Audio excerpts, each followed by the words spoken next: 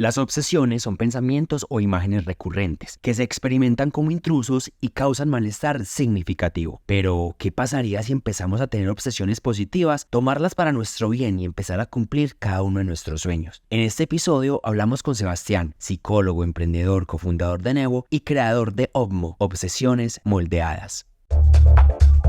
Al que no le gustan las historias es porque aún no las escucha del mono. Este es el podcast en donde escucharás del mono historias, experiencias, datos curiosos, chismes y todo eso de lo que conversarías sentado en la playa con tus amigos.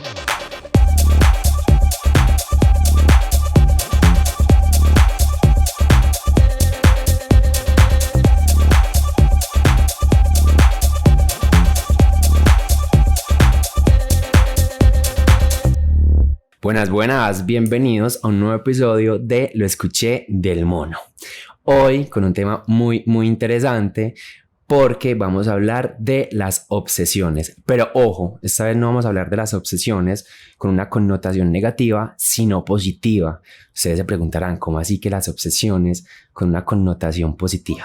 Pues sí, para eso tenemos a Sebastián, quien nos va a acompañar hoy. Él es psicólogo, emprendedor, cofundador de Nevo y el creador del concepto Obmo, que es el concepto el cual vamos a desarrollar y hablar hoy. Sebas, bienvenido a este episodio, gracias por aceptar la invitación. En serio estoy muy feliz porque desde que te conocí, que justo lo conocí en Casa Prana, que es uno de los hoteles que yo he recomendado, yo dije, lo quiero en mi podcast porque es un tema en serio que, wow, nos va a volar la cabeza. Sebas, bienvenido. Dani, para mí es un placer estar acá, poder compartir contigo, te admiro mucho, pues, y hablar de este tema que me apasiona tanto y que creo que le puede servir a tantas personas, porque es algo muy contraintuitivo, es como ver algo que siempre hemos visto como una enfermedad mental, pues, si tú buscas obsesión en todas partes, es como una patología, pero realmente entenderla como un superpoder que si lo sabes canalizar, te puede llevar a grandes cosas. Y todo esto empezó cuando yo decido, junto con otros socios, cofundar Nevo, que es el lugar, de hecho, donde estamos en este momento, que es una cadena de coworking spaces, digamos, con una orientación más de relacionamiento, conexiones, estilo de vida. Imagínate que yo, como cofundador de Nevo, tomé la decisión de querer conocer los primeros 1000 usuarios. O sea, yo dije, como uno de los socios, quisiera conocer literalmente con cafecito en mano los primeros 1000 usuarios, primero con intención comercial, como cómo puedo mejorar mi propuesta de valor, cómo puedo ser mejor como emprendedor. Pero imagínate como psicólogo que es tener más de 1000 conversaciones de personas súper diversas. O sea, eso fue un laboratorio muy lindo. Y yo me empecé a dar cuenta de unas cosas en esas 1000 conversaciones, pero hubo una que me llamó más la atención, y es que todas las personas que conocí, muy pocas, tenían la capacidad de llevar sus asuntos hasta las últimas consecuencias. Entonces había una chica que me decía, Sebas, quiero montar una marca de vestidos de baño. Y yo a los 6 meses le preguntaba a Juanita, ¿cómo vas con la marca de vestidos de baño? No, Sebas, Todavía tengo el pensamiento, pero no he hecho mucho por eso. O un equipo de trabajo me decía, la meta nuestra este año es esta.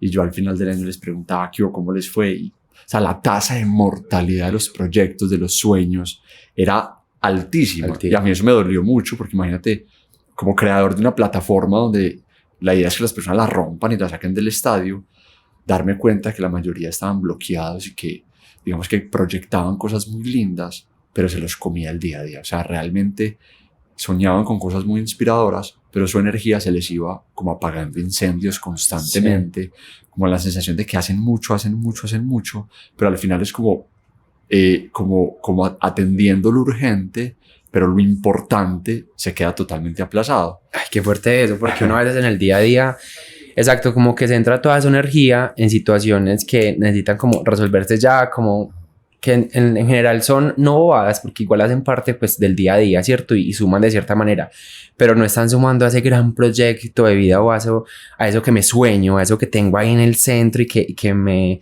remueve todos los días. Y eso es tristísimo porque a la vez genera en las personas una frustración muy grande de ver cómo pasan los años y como que su mapa de sueños, ese mapa que la gente pone en su corcho o en el espejo, como que cada año es el mismo. Antes como que la gente le va agregando cosas, pero como que se va aplazando. Sí. Entonces yo, digamos que esto me dolió mucho. Yo me quise tomar el problema personal y yo dije, vení, yo como psicólogo también sentí la responsabilidad de entender el fenómeno Y empecé a tener conversaciones con ellos, empecé a entender sus mentes, bueno, y por qué procrastinamos tanto nuestros sueños. Y descubrí unas pocas personas, muy pocas, que eran distintos. Personas súper proactivas, súper manifestadoras, que son capaces de eso que ponen en su mente, como llevarlo hasta las últimas consecuencias, así tengan que pivotear, pero como que una contundencia muy linda y un compromiso y una como inyección de energía hacia realmente lo importante de sus vidas. Entonces me cautivé por ellos y empecé como a entender qué era lo que hacían distintos, porque eran muy escasos, y encontré unos patrones, encontré como una forma de pensar distinta, que luego decidí contrastarlo contra personajes históricos. Sí. Entonces estudié la vida de Alejandro Magno, Nikola Tesla, la Madre Teresa de Calcuta, Michael Jordan, Steve Jobs, Cristiano Ronaldo, o sea, no solo emprendedores y empresarios, sino conquistadores, deportistas, artistas, científicos. Y leyendo sus biografías y autobiografías, me encuentro el mismo patrón que me encontré en estas pocas personas a nivel local. Sí. Increíblemente, eran las obsesiones. O sea, yo encuentro que las obsesiones siempre han estado cerca de las personas altamente exitosas. Y esto a mí me asustó mucho, te confieso que yo me pegué un susto gigante porque es como concluir que lograr nuestros sueños es demasiado difícil, pero quienes superan esto es porque están enfermos mentalmente, hasta lo que sabíamos de obsesión, pues, porque es vista como una enfermedad. Exacto, porque la obsesión se conoce como esos pensamientos, esas imágenes recurrentes que nos traen como cierta incomodidad, ¿cierto? Que nos incomodan y que queremos salir de eso, como que no quiero estar más obsesionado con eso. Se vuelven disfuncional. Exacto, pero ahora de manera positiva la cosa cambia totalmente. Totalmente. Entonces ahí yo me empeliculé con el tema y dije, bueno, ¿qué hay detrás de las obsesiones y por qué están tan cerca las personas altamente exitosas y por qué parecen ser la clave para lograr mis sueños? Me encontré una cosa impresionante y es que nuestros cerebros evolucionaron, Dani, con una lógica muy protagonista, digámoslo así, y es atender las amenazas. Cuando se empezó a generar las primeras formas de vida y empezó la evolución a progresar, digamos que todos los organismos aprendieron a que su energía disponible, la energía que hay disponible para la acción, lo más inteligente es utilizarla en un escenario de amenaza. Cuando yo tengo que huir, cuando yo tengo o de que supervivencia. pelear, claro. Entonces la amenaza se volvió como la señal que te dice a ti, hey, usa la energía. Cuando no estás amenazado, lo más inteligente es reposar.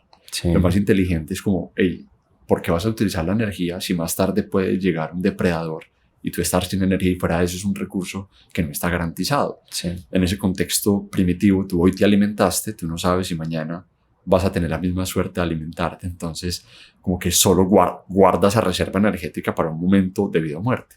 Si tú tiras eso miles de años, eso se fue como asentando en el cerebro y crea especies altamente dependientes a las amenazas. Entonces tú ves hoy y hoy necesitamos, porque tú me preguntarás, Sebas, pero bueno, ¿y eso que se generó miles de años atrás, cómo nos afecta hoy? Si te das cuenta, la mayoría estamos absolutamente dependientes de los momentos difíciles para actuar al respecto. Todo es al límite. Entonces es un deadline. No sé si conoces el concepto deadline, que es como la línea de muerte. Explícanos un poco. Se le llama deadline como a la fecha de entrega de algo. Como que en Estados Unidos es muy común decirle como la línea de muerte. Como que cuál es el deadline de este trabajo, como el día que tienes que entregar. Dejar todo para lo último. Pero mira que no, y no es gratuito que le digan línea de muerte, que haya que hacer una alegoría a la muerte, como para lo que hoy nos activa. Y la verdad, uno tiene 2 meses para hacer algo y cuando lo hace. La última semana, el último día. Y todo el mundo, no, es que yo siempre dejo para lo último, me gusta como dejar todo para lo último. Pero en el fondo, mira que hay una explicación, ¿cierto? Como... Es que en esos 2 meses tu cerebro no ve la amenaza, y cuando no ve la amenaza es como que, hey, no, si no hay amenaza, no hay acción. Ahora es un día antes o una semana antes que tu cerebro ve el jefe, ve el cliente urgente o ve al profesor y dice, hey, ahora sí vi la amenaza, ahora sí te entrego la energía. Antes no. Es cuando un dolorcito en el cuerpo que ni fu ni fa, que se vuelve más grave, que decides hacer algo, ir al médico. Es cuando con tu pareja sientes que realmente la puedes perder. O sea, cuando sientes que puedes perder a alguien, de pérdida, que decides tener una conversación valiente, ceder ante algún tema. O sea, mira que realmente nos mantenemos muy al límite. Yo lo validé también a nivel comercial con los de estudio de moda, que son muy de esta metodología Diesel, Kipling, New Balance para Colombia. Y ellos me decían, Sebas, nosotros podemos sacar una promoción, esa promoción puede durar lo que vos querás, y más del 90% de los clientes salen corriendo a redimir una promoción cuando faltan minutos para que se acabe. Ajá. Por eso, al conocer esto, si ves todos los e-commerce, siempre le ponen temporizadores a las promociones, como que a esta promoción le quedan tanto tiempo o últimos cupos, porque seguimos siendo muy dependientes de la amenaza para actuar. Es un accidente, esto lo que es un poquito más fuerte, pero es un accidente, es la pérdida de un ser querido, es una ruptura amorosa, es irse de tu ciudad natal a probar una cosa de cero. O sea, son esos momentos fuertes de presión, de amenaza, lo que saca lo mejor de ti o lo que por lo menos te da como toda la energía para la transformación. El problema está cuando nos quedamos sin amenazas, porque entramos en algo que yo llamo el estado de agüevamiento. O sea, cuando tenemos amenazas, como que nos transformamos, nos obligamos a transformarnos. Pero tenemos unos periodos muy largos de agüevamiento donde tú cuántas rupturas tienes al día, cuántas enfermedades graves te da. O sea, y es más, queremos que no nos pasen ese tipo de cosas. Entonces, como que todo está diseñado para que no haya demasiada amenaza, pero lo triste es que nuestros cerebros, al diseñarse para las amenazas, como que cuando no las tiene, como que se agüeva. Entonces ahí lo que pasa... Como que de pronto cuando uno está en ese periodo de agotamiento es cuando uno dice como, ay, qué aburrida mi vida, como qué hago, como que no está pasando nada, pero en realidad sí están pasando cosas, pero no están pasando esas cosas que te lleven a enfocar tu energía en eso así full. O sea, exactamente, es como que comandado, yo lo digo que es como un botecito a vela, como si la evolución nos hubiera como diseñado como botecitos a vela. Si tú sabes cómo es un bote a vela, tiene como un mecanismo, que es una velita, que depende del viento para poder moverse. Sí. Entonces, ¿qué lo mueve? Los vientecitos del día a día y eso que no todos los días ventea. Entonces, ¿qué es la deuda, el jefe? Como que todos estamos ahí como con los vientecitos del día, pero para lograr nuestros grandes sueños, que son una tierra por allá hermosa, unas islas hermosas, pues yo necesito realmente poder moverme muy contundentemente y necesito, los vientecitos del día a día no son suficientes. Sí. Y ahí es donde descubrí por qué procrastinamos tanto nuestros sueños. Porque nuestros sueños no nos amenazan. Nos amenaza el jefe, la deuda, como te digo, una posible ruptura. Sí. Pero nuestros sueños, tú tienes un jefe para tus sueños, tú tienes alguien que te esté... No. Entonces, nuestros sueños se quedan sin amenazas. Pocas veces sentimos amenazas por nuestros sueños, entonces nos agüevamos frente a ellos y se quedan totalmente aplazados. Ahora, para volver como a la obsesión, lo que yo descubrí en las pocas personas a nivel humanidad y a nivel local que superan esta lógica son personas que por algún motivo muy extraño son capaces de ver sus sueños con una, digamos, como con una dinámica de extrema urgencia. Son capaces de traducir sus sueños como al idioma de la selva y sentir grandes amenazas por sus sueños. O sea, como que ellos no quieren hacer lo que quieren hacer. Ellos tienen que hacerlo, como que ellos no se imaginan una vida sin cumplirse a sí mismos. Lo que para la mayoría de la gente es solo una inspiración, para ellos es una inspiración y una amenaza. Y acá te voy a hablar un poquito de eso. Yo, digamos que lo represento con esta manilla, donde yo represento las inspiraciones y las amenazas. Digamos que es muy peligroso cuando tú tienes eso desalineado, cuando unas cosas te inspiran, tus sueños, las cosas lindas que quieres que pasen en tu vida, eso te inspira mucho, ¿cierto? Pero otras son las que te amenazan. Te amenaza tu jefe, te amenaza la deuda, te amenaza mantener tu estilo de vida. Pero cuando están separadas, lo que te inspira es muy inspirador, pero cero amenazante, y lo que te amenaza es muy amenazante, pero cero inspirador. Pero como tu cerebro siempre prioriza la amenaza, pues hay energía para las amenazas, pero no hay energía para tus inspiraciones. Estas personas encontraron una forma de alinearlas y hacen que sus principales inspiraciones al mismo tiempo sean sus principales amenazas y que sus principales amenazas al mismo tiempo sean sus principales inspiraciones. O sea, imagínate, Dani, tú levantarte mañana sintiendo que lo que más te amenaza, o sea, lo que más te amenaza hoy es no cumplir mis sueños. Son tus más lindas inspiraciones, exactamente. Así se levantaba Alejandro Magno, así se levantaba Steve Jobs. Entonces, yo a eso lo llamé el estado de obmoción, que es cuando algo es capaz de inspirarte y amenazarte al mismo tiempo. Es un estado muy, muy loco, muy escaso, pero si ustedes se ponen a pensar como en qué momento algo me ha inspirado y me ha amenazado al mismo tiempo, han sido los momentos donde más energía has tenido y donde has hecho que las cosas pasen. Y esos proyectos que uno menciona, porque, digamos, no sé, yo tengo un proyecto este año y es mi mayor fuente de inspiración para levantarme todos los días y trabajar por eso, pero también es mi amenaza porque yo como sea quiero cumplirlo este año, como sea quiero hacerlo, o sea, todo lo que estoy haciendo lo hago en pro de eso, ¿cierto? Entonces ahí es donde se une esa inspiración con esa amenaza. Yo, por ejemplo, pongo un ejemplo que a la gente le encanta, porque muchos me preguntan, pero Sebas, explícame ese estado de emoción, ¿cómo así que algo como una amenaza inspiradora o una inspiración amenazante? Hay un ejemplo que como que todo el mundo lo entiende y es cuando tú tienes un hijo. Yo no tengo hijos, pero soy hijo, pero vos también sos hijo y ya uno ahí está como en la dinámica. Y quienes los tienen me dicen, Sebas, tener un hijo es de los momentos más inspiradores de la vida. O sea, yo diría que el más. ¿Qué más inspirador que sentir que alguien nació de ti? O sea, pero también es algo muy amenazante. Sí. O sea, también me dicen, es el momento más inspirador de mi vida, pero es el momento más amenazante de mi vida porque también tú sientes que a alguien depende 300% de responsabilidad ti. Total.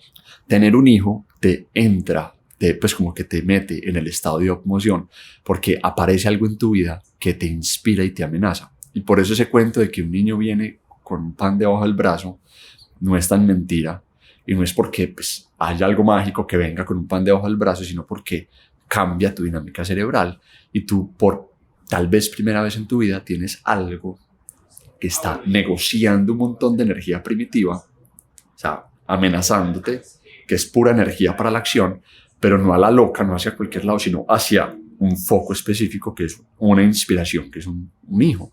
Entonces, por eso la gente se le dan las oportunidades laborales, la gente como que empieza a ver su vida de una manera distinta y se empiezan a abrir posibilidades porque tú vas a estar con mucha energía muy canalizada y asumes las responsabilidades de una forma distinta.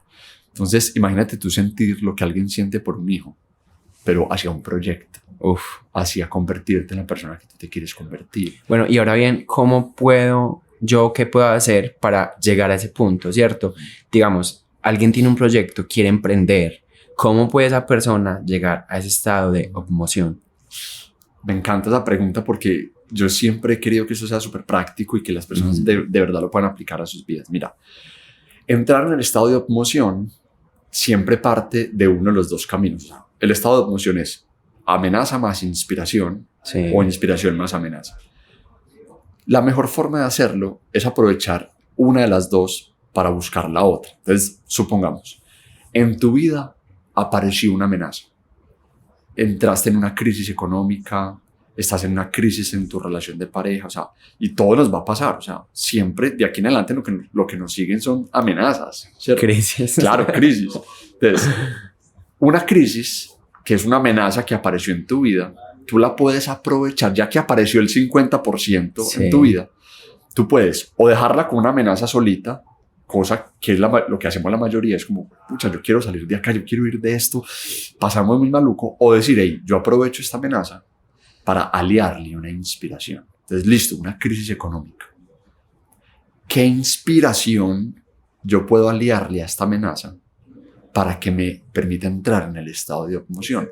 Y una inspiración es algo lindo hacia lo que me puede llevar. O sea, ¿qué de inspirador yo le puedo sacar a esta crisis? Entonces, listo, yo voy a aprovechar esta crisis económica para que pueda develar una mejor versión de mí mismo, una versión de mí más responsable, más valiosa, con mayores aprendizajes, más responsable como tal frente a la forma del dinero. Entonces tú como que aprovechaste eso para que te lleve a un lugar mejor del que estabas. Entonces volviste una amenaza, la volviste inspiradora. O una crisis en pareja.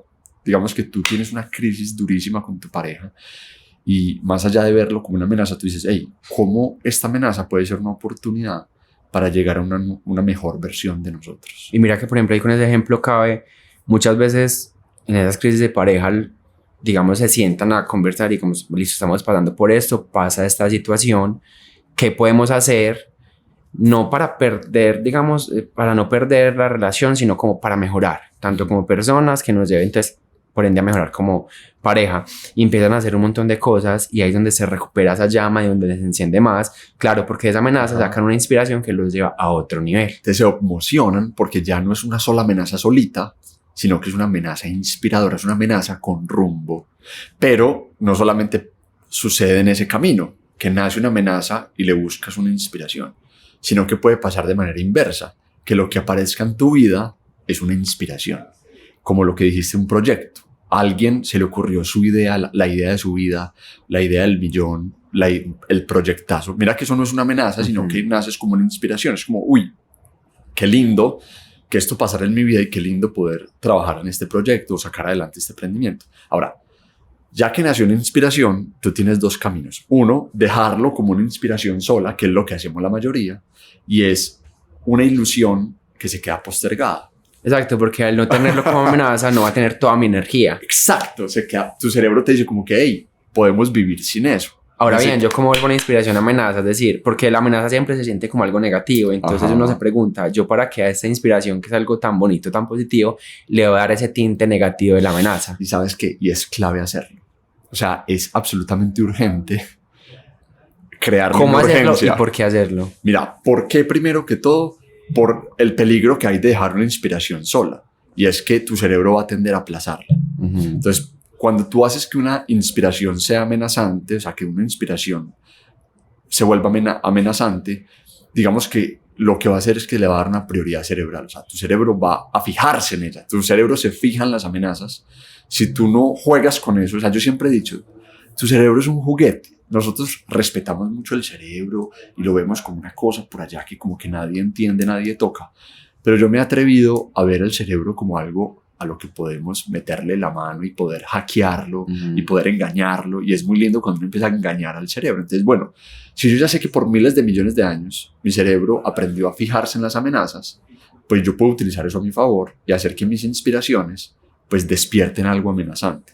Pero no hay, digamos que no solamente hay amenazas difíciles, hay amenazas muy poderosas. Entonces te voy a poner un ejemplo.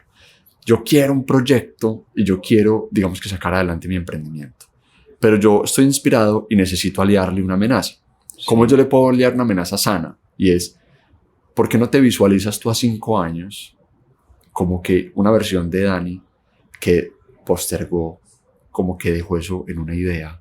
¿Y cómo te sentirías tú así? Ahora llévalo a 10 o 20 años. ¿Qué más amenaza que eso? Visualiza Es una pensar, versión. quiero hacer lo que estoy haciendo el resto de mi vida y no hacer lo que me sueño y lo que tengo de inspiración. Exactamente. Visualiza una versión de Dani a 20 años que dio lo mínimo de sí y con la sensación de qué hubiera pasado si yo le hubiera metido a este emprendimiento. O una versión de ti de 80 años mirando para atrás y decir, pasé por este mundo y no me convertí en la versión que yo pude haberlo hecho. Eso duele. Sebas, y digamos ahí las amenazas vienen en comparación o desde, digamos, sí, esa comparación con uno mismo, o también hay amenazas externas. Externas, sí. Claro, hay amenazas de todo tipo, autoinfligidas, como digo yo, o generadas desde un ambiente externo. A mí me parece que las más poderosas son las que tú te creas. Correcto. Pero tú puedes crear amenazas externas. Yo, por ejemplo, con personas que estaban postergando demasiado sus sueños, empecé a enseñarles sistemas de amenazas sociales. Entonces, Sí. por decir algo, tú quieres entrenar y tú te propusiste entrenar, pero lo estás postergando y como que no has podido acoger ese hábito. Entonces, lo que yo le he recomendado, ya esto es un caso muy extremo, pero es como decirle a alguien, mira, coge a alguien de confianza, de extrema confianza, y dale un dinero que a ti te duela, o sea, como una suma de dinero que realmente a ti, como que vos digas, uy, 1 millón de pesos, por decir algo. Tú le vas a dar ese 1 millón de pesos a esa persona que te ama, o sea, que te quiere. Tiene que ser una persona también muy fría, o sea, Sí. que te quiera tanto, que quiera jugar este juego. Tú le vas a decir, mira, yo me voy a comprometer a en 6 meses entrenar de esta o esta forma, o sea, no sé, ir mínimo 3 veces a la semana, Si yo te incumplo, y hay que crear un sistema como de formas de que tú le puedas demostrar a esa persona que estás yendo, ¿cierto? Sí. Si yo te incumplo y en 6 meses yo no cumplo con X, Y, Z, tú te quedas con ese 1 millón de pesos. ¿Quién quiere hacer eso conmigo? Yo me quedo con ese millón. Entonces, ¿qué pasa? Es un juego. Obviamente la persona a la que tú le tienes que hacer eso tiene que ser alguien que de verdad te quiera, pero que también sea frío, como que sea alguien que que de verdad, no alguien como que te diga, ay, no, pues, dale, mira, que a pesar de no, madre, alguien que... Alguien sin sí, pesar, que que me incumplió, chao, ya perdió. casi que ese millón lo compré en kits para repartirlo a niños, lo que sea, pero, o sea, que de verdad Entonces, esa es, mira, que es una forma de amenaza externa que tú mismo la creas y que tú dices, pucha, si yo estoy postergando esto y a mí me duele el dinero, pues entonces voy a aprovechar eso a mi favor. Mira que es un juego.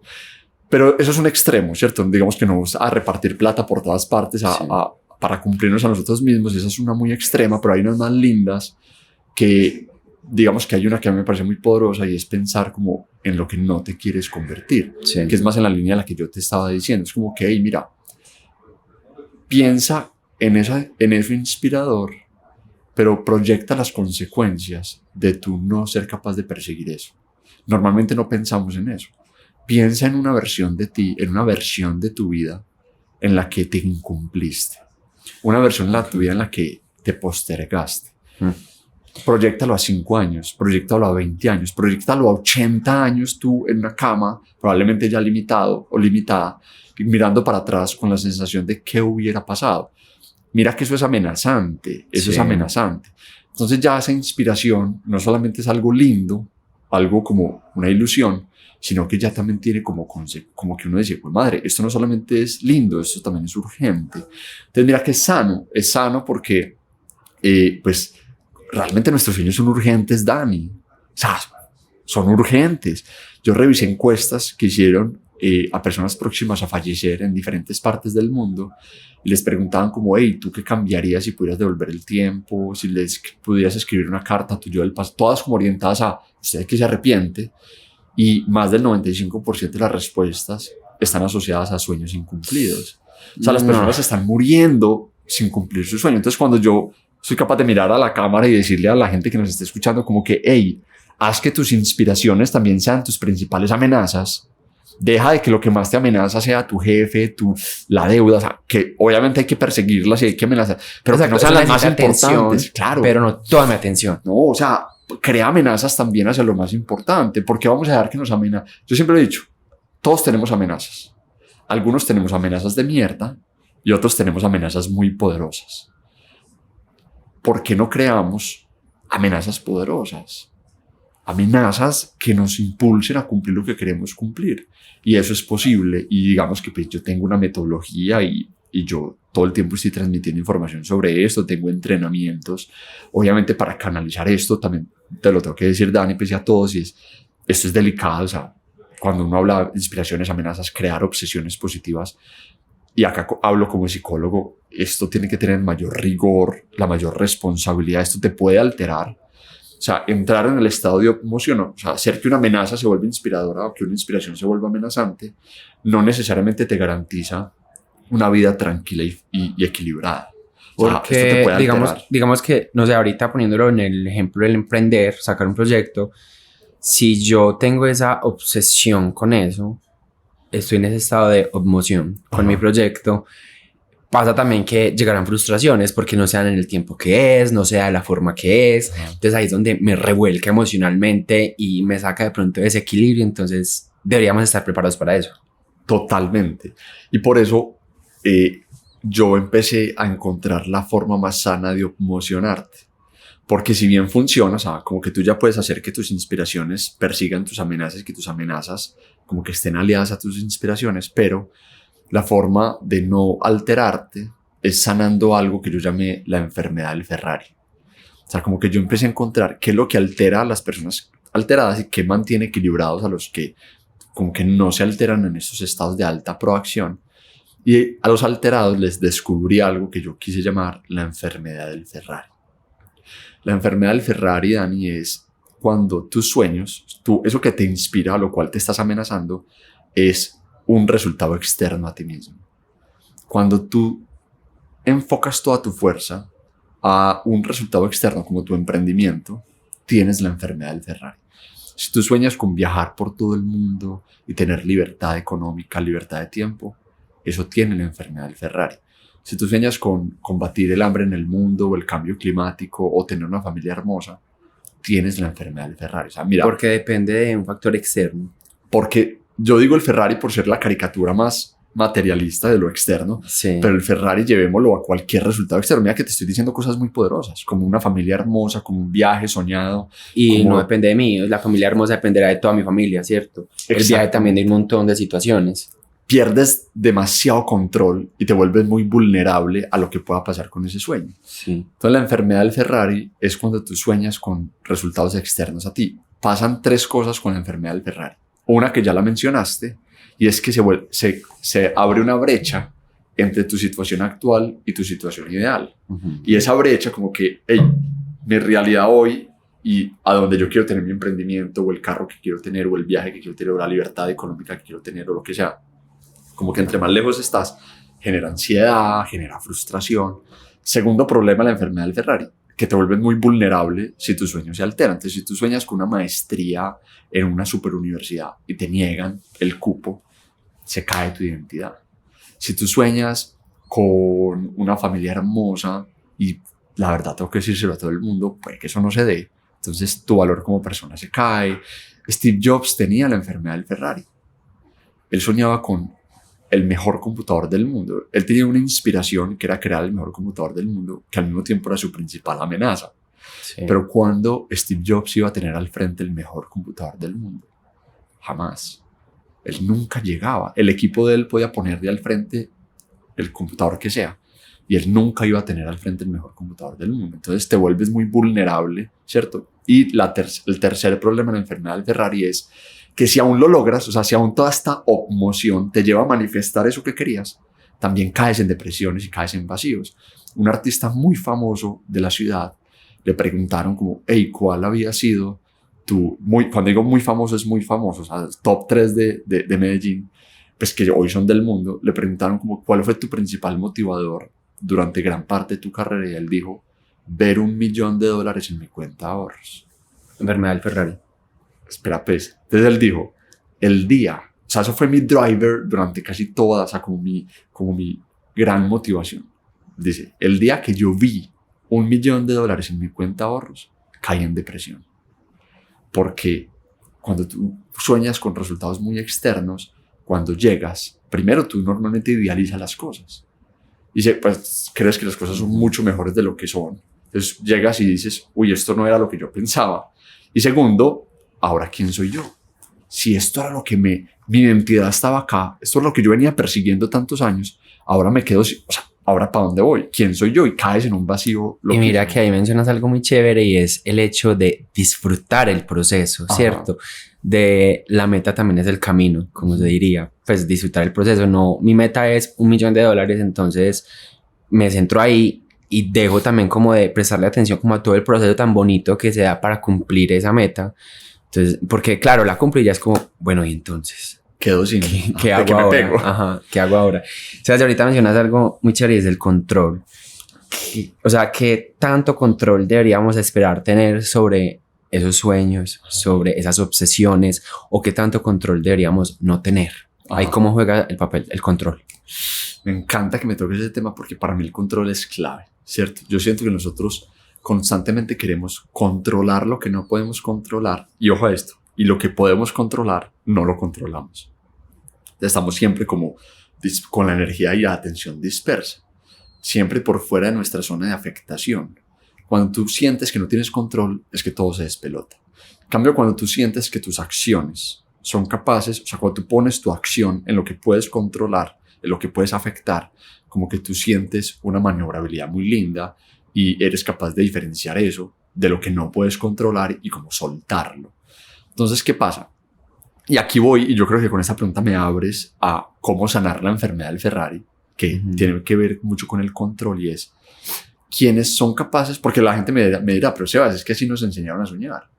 A nosotros, ¿cómo más voy a soñar si no es con un emprendimiento, si no es con una familia hermosa, si es con un viaje soñado? ¿Cómo se sueña diferente a eso?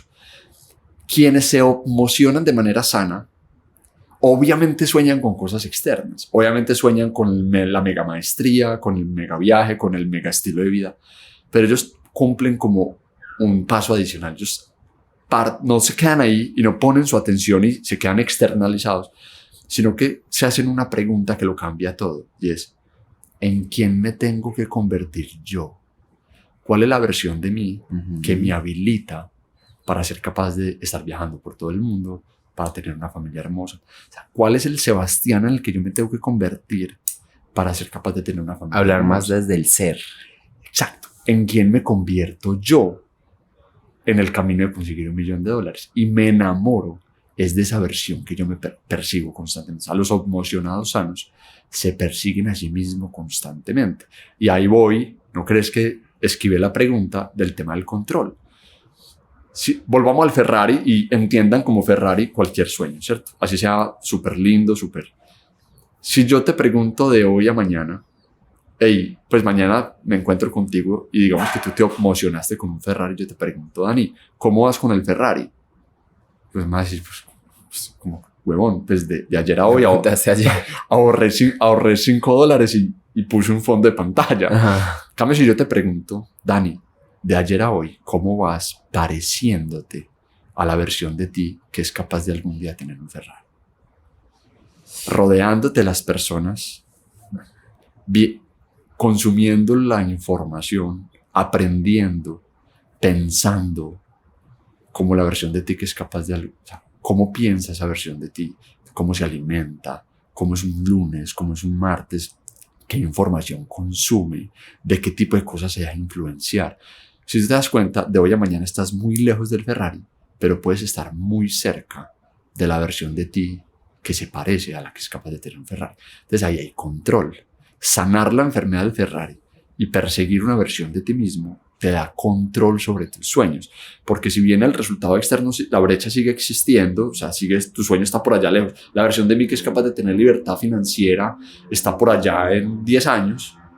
Pero tú, si ves cuál es la versión que hay detrás y la traes, tú puedes hoy empezar a perseguirla porque son acciones que solo dependen de ti. Sí. Porque son comportamientos, son hábitos. Es a qué le dices que sí, a qué le dices que no. Entonces vas a tener una sensación de control y de que tú puedes perseguir tu sueño por más lejos que esté, hoy mismo, ya. O sea, literalmente, qué almuerza y qué tipo de conversaciones tiene en su celular, qué tipo de información abre y de qué información se rodea. O sea, cómo se vuelve más valiosa constantemente, cómo sana sus pensamientos y qué tipo de pensamientos tiene. Entonces, ahí la respuesta me parece muy poderosa y es, cuando tú te persigues a ti mismo, cuando todo lo externo es una excusa para perseguir a esa persona en la que tú te quieres convertir, tú vas a tener primero mucho control porque no dependes de nada y segundo, vas a estar constantemente en una pulsión muy linda que te mantiene muy centrado, porque si digamos que tu sueño se altera, si lo que tú soñabas era una maestría, una super maestría y eso se te niega, tú en vez de caerte en un vacío y decir, ¿ahora quién mierda soy? Te dices, hey, vení, yo realmente lo que estaba persiguiendo era en quién me convertía yo a través de esa maestría. Yo estaba realmente enamorado o enamorada de la versión de mí que estaba ahí. Ahora, ¿a través de qué otro mecanismo, qué otra estrategia puedo utilizar para seguir persiguiendo eso en lo que yo me quiero convertir? Entonces, mira que ya no te vuelves tan vulnerable ante la externalidad, sino que nadie te puede quitar la carrera hacia ti mismo. Exacto, porque digamos ahí con el ejemplo de la maestría es como, no sabía esa maestría, pero será otro el camino para llegar a esa versión de mí que quiero ser, ¿cierto? Una Entonces, maestría específica me persigo es el único a mí mismo camino. Y no. Exacto. Una maestría es el único camino para yo convertirme en la persona que me quiero. No. Una pareja, o sea, una persona con nombre y apellido, es el único camino que yo tengo en el mundo para perseguir lo que yo me quiero, en lo que yo me quiero convertir, ¿no? Entonces, la película y la obsesión es en quién decides tú convertirte y cómo alineas todo y ves todo alrededor en un aliado y en un vehículo para convertirte en lo que tú te quieres convertir. Por ejemplo, Nevo, que es la empresa que tengo con mis socios, si mi valor como persona valiera por lo que vale Nevo, si Nevo se quiebra, pues yo me quiebro y mi valor se quiebra. Correcto. Cambio, si yo realmente estoy enamorado es en quién me convierto yo. Por ejemplo, con tu emprendimiento. Realmente enamórate de en quién te conviertes tú con ese emprendimiento. Una versión de Dani que gestiona proveedores, que se lidera a sí mismo, que se prueba a sí mismo, que es capaz de sacar adelante eso, que probablemente genere empleo, que se vuelve inspirador. Entonces, si tu emprendimiento con nombre y apellidos, por algún motivo hay que cerrarlo, tú vas a tener la frialdad y el amor de decir, bueno, esto se cierra, ahora a través de qué otro vehículo puedo seguir persiguiendo esas habilidades que yo quiero desarrollar y esa persona a la que yo me quiero convertir. Muchas personas se quedan chiquitas defendiendo una historia de emprendimiento porque creen que su valor está ahí y no se han dado cuenta que si fueran capaces de pasar la página, podrían seguir persiguiendo algo que los vuelve más poderosos, que los puede expandir más y crear una gran versión de sí mismos, porque ya no están enamorados del resultado externo, sino entonces es algo muy bonito, es disfrutar el proceso. Y esto te lleva a, volvamos al ejemplo del superartista del $1.000.000, como que tú cuando vas a llegar a decir que te convertiste en tu mejor versión. Yo a esto lo llamo el yo superior. El yo superior es como la versión que hay detrás de tus sueños. ¿Cuándo tú te vas a levantar y vas a decir, hoy ya soy mi yo superior? Nunca. O sea, perseguir tu mejor versión es un propósito para toda la constante. vida. Que hasta el último día de tus vidas vas a tener el llamado de decir, yo hoy puedo ser un 0.1% más elevado que ayer, más noble, más valioso, más inspirador, más líder. Ahora, si bien nunca, o sea, vas a tener un propósito para hasta el último día de tus vidas, vas a disfrutarte en evolución. O sea, siempre va a haber hambre de querer evolucionar un poquito más como persona, pero cada vez tú notas tu crecimiento y te disfrutas el proceso de verte creciendo. Entonces, y así para mí, los cambios no pegan tan fuerte, ¿cierto? Porque no es qué me está ayudando a hacer lo que quiero hacer, sino cómo lo estoy haciendo. Así es.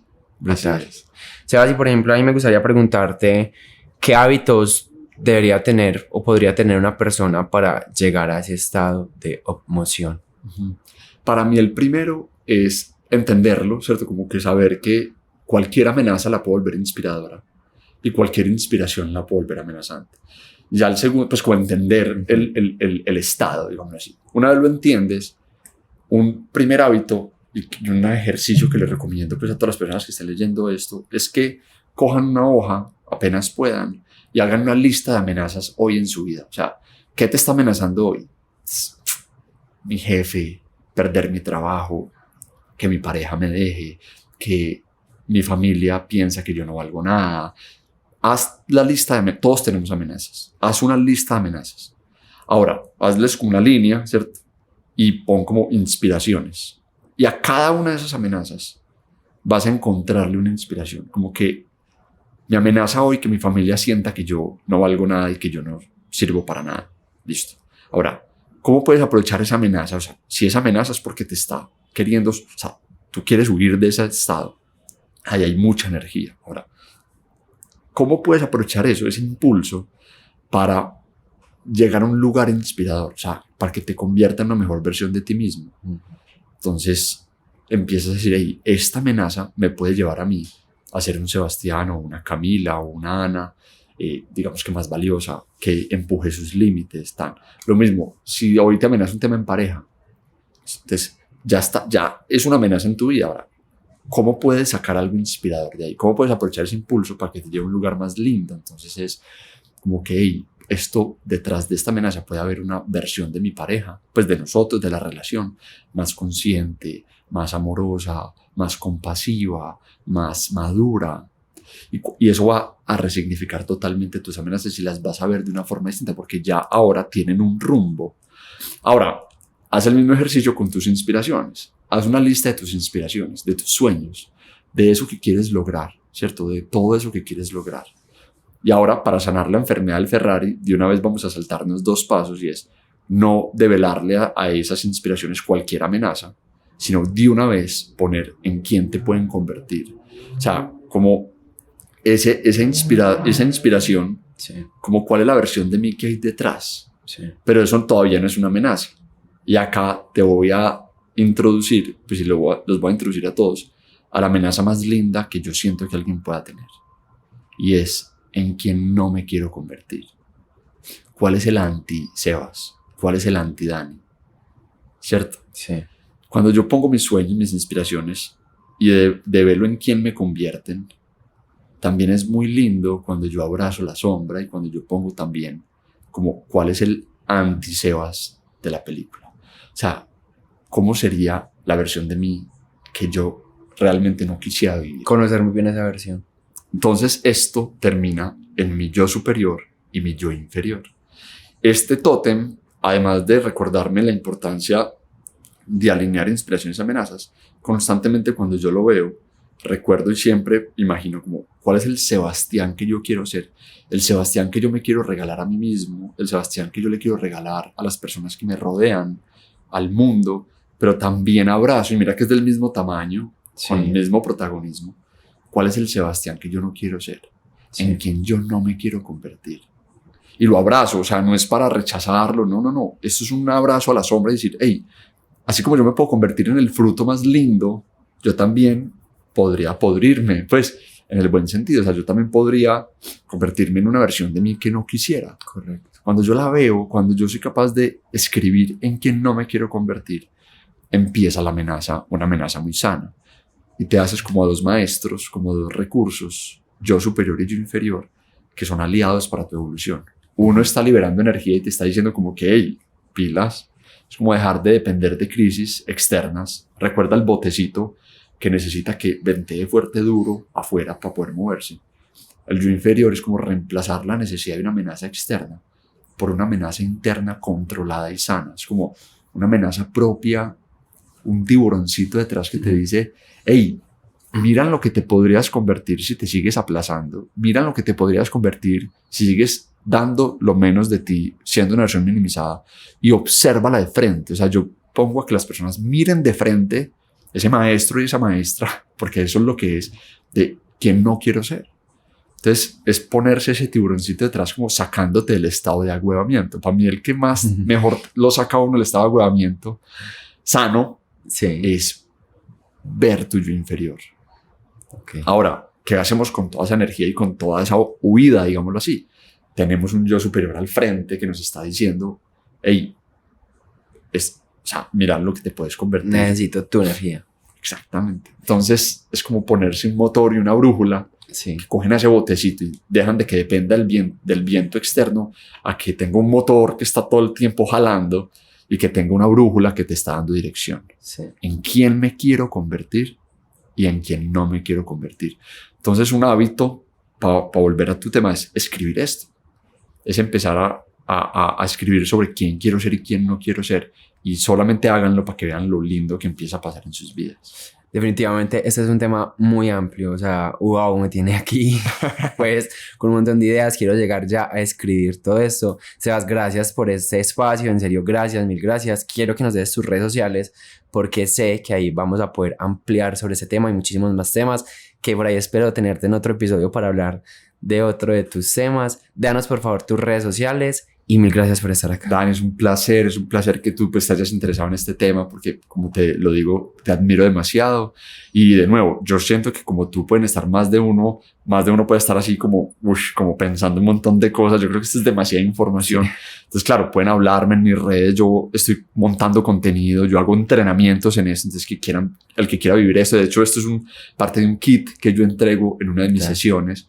Entonces, en Sebastián Chinkowski, yo creo que lo mejor es ponerle acá la de estar viendo porque es compleja de escribir. Ahí pueden ver como todo y ver mis entrenamientos y todo, y con mucho cariño pues puedo acompañar a la persona que quiera como guiarse y empezar en este camino de la opmoción. Gracias, Sebas, por estar aquí, a ustedes por vernos y escucharnos, y nos vemos en un próximo episodio. Chao, chao.